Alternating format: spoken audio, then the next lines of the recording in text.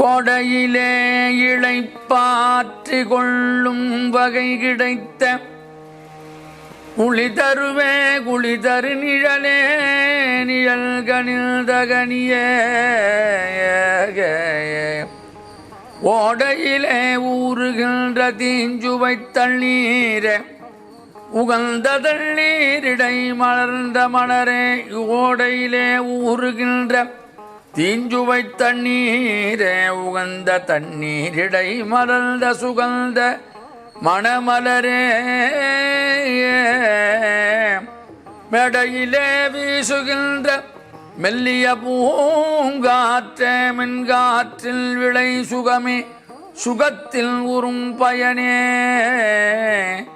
ஆடையிலே எனை மணந்த மணவாடா மணவாடா மணவாடா பொதுவில் ஆடுகின்ற அரசே என் மென்மையே நலோ கனிந்து அருளே. திருவம்பாவை பாடல் 11. 11வது பாடலுக்கு தலைப்பு மடந்தை மணவாளன். பொய் மொய்யார் தடம் பொய்கு புக்கு முகேர் என்ன மொய்யார் தடம் பொய்கை புக்கு முகேர் என்ன கையார் குடைந்து குடைந்து உன் கழல் பாடி ஐயா வழியடியோம் வாழ்ந்தோம் கான் ஐயா வழியடியோம் வாழ்ந்தோம் கான் ஆரழல் போர் செய்யா வெண்ணீராடி செல்வா சிறுமருங்குள் மையார் தடங்கள் மடந்தை மணவாடா மணவாடா ஐயா நீ ஆட்கொண்டு அருளும் விளையாட்டின் உய்வார்கள் உய்யும் வகையெல்லாம் உய்ந்து ஒழிந்தோம் எய்யாமல் காப்பான் யமயேலோன் எம்பாவாய்.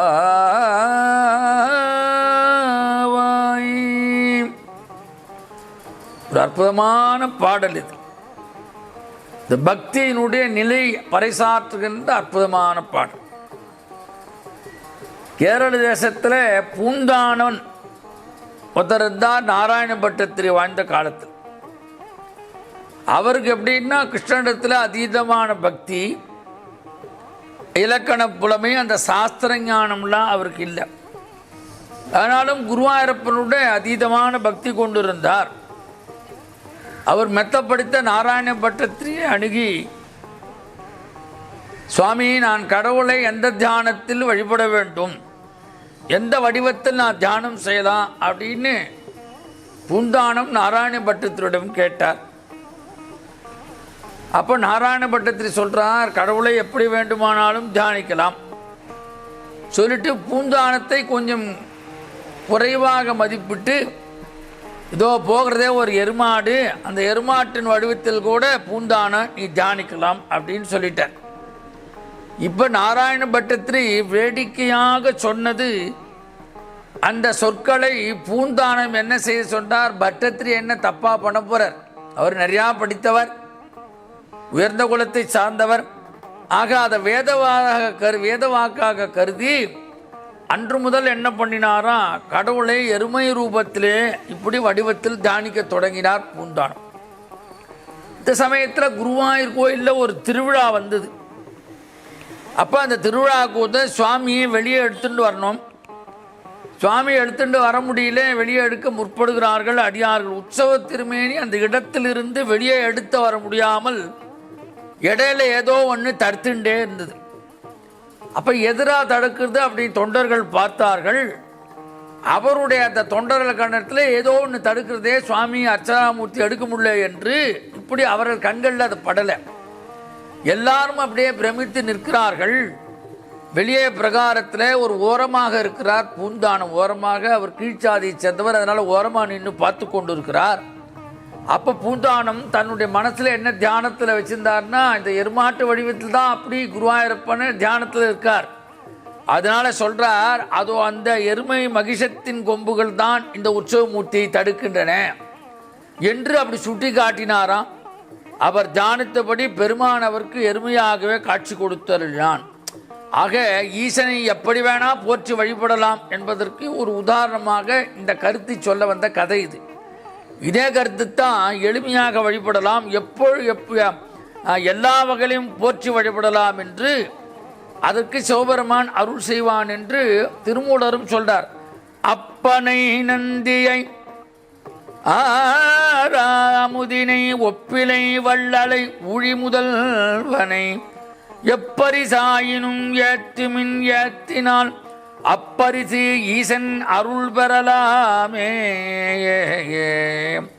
ஆக ஈசனை எல்லா வழியும் போற்றி விடப்படலாம், அதற்குரிய அருளை சிவபெருமான் கொடுத்தருள்வான். அதனால போன பாடல என்ன கேட்டார்கள், ஏது அவனை பாடும் பரிசு என்று கேட்டார் இல்லையாக. ஆக அவனை எப்படி வேணாலும் பாடலாம், அவனை குளிக்கின்ற நீராடச் செல்கின்ற போதும் பாடலாம், நீராடும் பொழுதும் பாடலாம், நாம் சுண்ணாம்பு இடிக்கும் போதும் பாடலாம், உண்ணும் போதும் பாடலாம், உறங்கும் போது பாட முடியாது, மனசில் நினைக்கலாம். அதனால தான் இந்த திருவாசகத்தில் திருப்பச்சுண்ணம் என்று மணிவாசக பெருமான் அந்த சுண்ணாம்படிக்கு நேரத்தில் கூட சிவபெருமானை நினைத்து அவர்கள் இடித்தார்கள். அந்த பாடல்கள்லாம் அப்படி பதிவு செய்திருக்கிறார்கள். ஆக எல்லா நேரங்களிலும் எல்லா பணிகளுக்கும் இடையிலே இறைவனை நாம் நினைக்க வேண்டும் என்பதை ஒரு அருமையான கருத்தை, புதுமையான கருத்தை சொன்னவர் மணிவாசகர். ஆக நம் நாட்டு பெண்கள் அப்போ கடமையிலேயே வழிபாடு நாற்று நட்டு கொண்டிருப்பார்கள். பழைய காலத்தில் அந்த கிராமத்தில் அந்த கிராமிய மனம் வீசு பாடல்களை பாடுவார்கள். அதில் ஆண்டவன் பெருமையும் வரும், ஹாஸ்யமாகவும் இருக்கும். ஆனால் இந்த வழிபாடு என்பது நம் நாட்டு பெண் கடமையிலேயே வழிபாடு, உழைப்பினிடையே வழிபாடு என்ற உயர்ந்த கோட்பாட்டில் அந்த வழிபாட்டு முறையை நம் மக்கள் பெற்றிருந்தார்கள். சமைத்து கொண்டே இருப்பார்கள் வீட்டில். அப்போ என்ன ஆகும், ரசத்தில் உப்பு போட மறந்துடுவார்கள். கணவராக வந்து சாப்பிட்டு ஆகா இன்னைக்கு ரசம் பிரமாதம், அந்த மனைவி நினச்சிப்பா. ஏன்னா அவள் அப்போ என்ன பண்ணினா, அப்போ வந்து ராமனுடைய பெருமையை பாடி முணுமுணுத்து கொண்டே அவள் சமையல் செய்திருக்கிறாள். அதனால் அந்த பேலன்ஸை பகவான் சரி பண்ணிட்டார். அதனால தான் அவள் நினைத்தாலாம், ஆகா நாம் உப்பு போட்டாலும் பகவான் இப்படி அனுசரணையாக இருந்து கொண்டு நம்மளை காப்பாற்றினானே, இது ராமரசம் என்று அவள் நினைத்தாளாம். ஆக எப்படி அந்த பக்தி பாருங்க, எப்படி வேணா வழிபாடு செய்யலாம். அது மாதிரி இந்த பாவை பெண்கள் அப்படி அந்த குளிக்க நீராட செல்கின்ற பொழுது, பொய்கை அடைகின்ற பொழுது பாடிக்கொண்டே சென்றார்கள். அந்த பொய்கையிலே தாமரை மலர்கள் மலர்ந்திருந்தன. அவர்கள் அது மலர்களிலே வண்டுகள் முய்த்து கொண்டிருந்தன. மொய்யார் தடம் பொய்கை புக்கு முகேரென கையால் குடைந்து குடைந்து உன் கழல் பாடி. புக்குனா இறங்கி, முகேர் என்று சொன்னால் அந்த எப்படி குளித்த உடனே ஒரு சத்தம் வருது. நாம் கூட குதிப்போம், பெரிய கடத்தில் குதிப்போம், ஒரு சத்தம் ஒரு சல்லுன்னு. அதைத்தான் இங்கே முகேர் என்று ஒளி, அந்த ஒளியை குறிப்பு விடுகிறார்.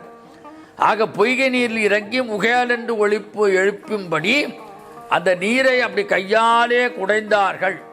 ஆக தண்ணீரை தட்டியும் தள்ளியும் விளையாடி, அப்பொழுதும் அந்த விளையாட்டிலேயும் இறைவனை நினைத்த அவனுடைய கழலடியை பாடினார்கள்.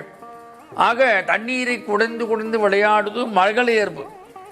அங்கே ஞான சம்பந்தர் கூட சொல்றார், மாதரார் குடையும் பொய்கை திருக்கோலக்காவுளான் என்று அப்படி அங்கே சொல்லுகிறார். ஆக இறைவனை எப்படி அழைக்கிறார்கள், ஐயா என்று மரியாதையுடன் அன்பும் அழைத்தனர். ஐயா வழியடியோம் வாழ்ந்தோம் கான். இந்த ஐயா என்ற பதம் சிவபெருமானுக்கே உரியது. அதுக்கப்புறம் யார் யாருக்கன்னா முருகன் இருக்கு, முருகனை முருகையா என்று சொல்வார்கள். ஐயா என்று சொன்னால் சிவபெருமானை மட்டுமே குறிக்கும். ஐயோட எர் சேர்த்தா ஐயர், ஐயோட யா சேர்த்தா ஐயா. இப்போ இந்த ஐயா எங்கே தமிழில் ஒலிக்குது அப்படின்னா, காவல்துறையில் தான் போலீஸ் ஸ்டேஷன் போனவங்களுக்கு தெரியும், ஐயா வந்துட்டாங்களா, ஐயா எப்போ வராங்க. ஆனால் ஐயா என்ற சொல் சிவபெருமானை மட்டுமே குறிக்கிறது. மெய்யா விமலா விடைப்பாகா வேதங்கள் ஐயா என ஓங்கி ஆழ்ந்து அகன்ற நுண்ணியனே. சிவபுராணத்தில் சொல்றல, ஐயா என்ற பதம் சிவபெருமானை மட்டுமே குறிக்கக்கூடியது. ஆக தலைமுறை தலைமுறையாக அந்த சிவபக்தி வந்து செய்யும் குடும்பத்தில் தாங்கள் சிவபெருமானை வழிபடுகிறோம் என்ற பெருமையாக கூறிக்கொள்வீர்கள். அதனால தான் ஒருத்தன் பாடினான், சிவனை நினைந்தவர் எவர் தாழ்ந்தார், சிவனை மறந்தவர் எவர் உயர்ந்தார். எவர் உயர்ந்தார் நல்லா சொல்றார் பாருங்க. சிவனை நினைந்தவர் எவர் தாழ்ந்தார், சிவனை மறந்தவர் எவர் உயர்ந்தார். அதனால இந்த முயற்சி இதெல்லாம் நம்மளுடைய முயற்சி தான் நடக்கும் நாம் நினைக்கக்கூடாதான். அப்படி நாம் நினச்சுட்டா நம்ம ஆண்டவனை மறந்ததாக அர்த்தமாகிவிடும். அதனால இந்த சொல்கிறார்கள், தெய்வம் என்னை சோதிக்கிறது, கடவுளுக்கு கண் இல்லை என்றெல்லாம் கூறி இறைவனை சில பேர் நிந்திக்க தொடுவார்கள். ஆனால் இந்த பாவை பெண்கள் எப்படி இருந்தார்களா, நலம் தீங்கிலும் உன் நாமம் பரந்தறியே என்று அப்பர் தேவாரத்துக்கு ஏற்ற மாதிரி இந்த வெடிகாலே குளிர் இதெல்லாம் பார்க்காத வந்து குளிக்கிறார்கள், நீராடுகிறார்கள். அவர்கள் அந்த குளிர்ந்த நீரில் நீராடும் போது அவர்கள் உடல் நடுங்கவில்லையாம். ஆக நீரை குடைந்து குடைந்து நீராடி அவர்கள் திளைத்தார்கள். ஏன் தெரியுமா, சிவபெருமான் திருமேனி ஆரழல் போன்ற திருமேனி, நிறந்த அழல் போன்ற திருமேனியை அந்த பெண்கள் தங்களுடைய சிந்தையிலே வைத்திருக்கிறார்கள். இப்போ நம்ம சாதாரணமாக திடீர்னு ஒரு நாள் குளிச்சாச்சுன்னா ஜலதோஷம் பிடிச்சுன்றோம், அப்புறம் சைனஸ் ப்ராப்ளம்ன்றோம், மைக்ரைன் வந்துன்றோம், வெந்நீரில் குடிக்கிறோம். ஆனால் இந்த பெண்கள் ஏன் அந்த பெண்களுக்கு ஒன்றும் ஏற்படவில்லை என்று சொன்னால், வெந்நீராடினா திருநீடு பூசிய சிவனை எப்பொழுதும் எண்ணத்தில் சிந்தையிலே கொண்டவர்களுக்கு இந்த நீர்லாம் ஒரு ஒன்றும் பண்ணாது. நீரால் தீங்கு வருமா, அவன் யார், ஆரழல் போன்ற திருமேனி உடையவன். அதனால தான் சொல்றார், ஆரழல் போல் மையா வெண்ணீராடி செல்வான் அப்படியே ஒரு சிறுமருங்குள் மையா தடங்கன் மடந்தை மணவாளா. அந்த மணவாளான்ற சொல் ரொம்ப உயர்வானது. அதனால தான் நான் முதல்ல ஆரம்பிக்கும் போது ராமலிங்க சுவாமி அந்த பாடலை பாடி அதுக்கு இதுக்கு ஒரு மடந்தை அவர் சொல்றார், ஆடையிலே என்னை மணந்த மணவாளா, தன்னை நாயகி பாவத்தில் அவர் பாடினார். அது மாதிரி இங்க சிறுமருங்குள் மையா தடங்கன் மடந்தை மணவாளாம். சிவபெருமான் எப்பேற்பட்ட செல்வன், அழியாத குறையாத செல்வத்தை உடையவன் சிவபெருமான் என்று சென்று அடையாத திருவுடையான் என்று தேவாரம் சோட்டுகிறது. ஞானசம்பந்தர் கூட பாடுறார், நம்ம தெல்லையிலே பாடுகிறது, செல்வ நெடு பாடம் சென்று சேன்வோங்கி, செல்வ நெடு பாடம் சென்று சேன்வோங்கி, செல்வம் உயர்கின்ற செல்வர் வாச்சிற்றம்பலம், செல்வன் கழலேத்தும் செல்வம் செல்வமே. அப்பேற்பட்ட உயர்வானும் செல்வன் கழலேத்தும் செல்வமே. அதனால இந்த பெண்கள் செல்வா என்று ஒரு அடைமொழி கொடுத்து அழைத்தார்களாம். அம்பாள் எப்படி இருக்கிறாராம், சிறிய இடையும் மைப்பூசி அகன்ற கண்களையும் உடைய உமாதேவியின் மணவாளன். அவன் சாதாரண ஆள் இல்லை, உலகத்தின் நாயகியாக ஜெகன்மாதா இருக்குண்ட அம்பாளுடைய கணவனாக மணவாளான் என்று அழகாக ஒரு அப்படியே ஆசையோடு கூறுகிறார்கள். அதனால தான் இதே இவர் சொல்வார், தேநீரை புறம் தெரிந்த செல்வமே சிவபெருமானே. ஆசிவார் சொல்றார், யான் உனை சொக்கென பிடித்தேன் எங்கு எழுந்தல்வது நீயும். ஆக யோகமூர்த்தியாக விளங்கும் சிவபெருமான் பெண்ணின் நல்லாளோடு இருந்து போகமூர்த்தியும் உலகத்தில் அருள்கிறான். அதனால தான் இந்த பெண்கள் இப்படி பாடினார்கள். மடந்தை மணவாளன் என்று சிவபெருமான் உயர்வாக கூற காரணம், அவன் பாவை பெண்களுக்கு நல்ல வாழ்க்கையை அருளுவான். அதனால தான் பின்னால் வந்த ஞானசம்பந்தர் பாடினார், மண்ணில் நல்ல வண்ணம் வாழலாம் வைகளோ எண்ணில் நல்ல கதிக்கு யாதுமோர் குறையுமில்லை, கண்ணில் நல்ல துரும் கழுமல வளநகர் பெண்ணில் நல்லாளோடும் பெருந்தகை இருந்ததே. மண்ணின் நல்ல வண்ணம் வாழலானா மடந்தை மணவாளனை நினைத்தால் மண்ணின் நல்ல வண்ணம் வாழலாம். அப்ப ஐயா நீ ஆட்கொண்டும் இந்த விளையாட்டில் உயும் வகையெல்லாம் உய்ந்தொழிந்தோம், எய்யாமல் எம்மை காப்பா என்று இந்த பாடல் நிறைவு பெறுகிறது.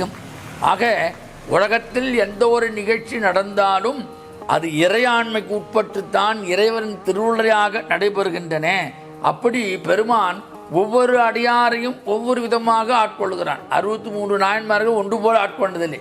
ஒரு அடியாருக்கும் தகுதி இருந்து அதற்கேற்ற போல் அருள் செய்தான்.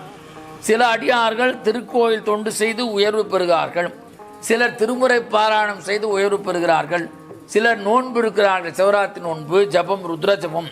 சில பேர் அடியாருக்கு மகேஸ்வர பூஜை, அன்னம் அளித்தல், இப்படி வெவ்வேறு விதமான தொண்டுகள் செய்து சிவபெருமானை அவர்கள் அடைந்து உய்கிறார்கள். அது மாதிரி வழியடியார்களாக எங்களிலும் பலர் உய்வு பெற்றுள்ளனர். பாவை பெண்களாக எங்களையும் எய்யாமல் நீ காத்து அருள் புரிய வேண்டும் என்று இந்த பாடல் நிறைவு பெறுகிறது.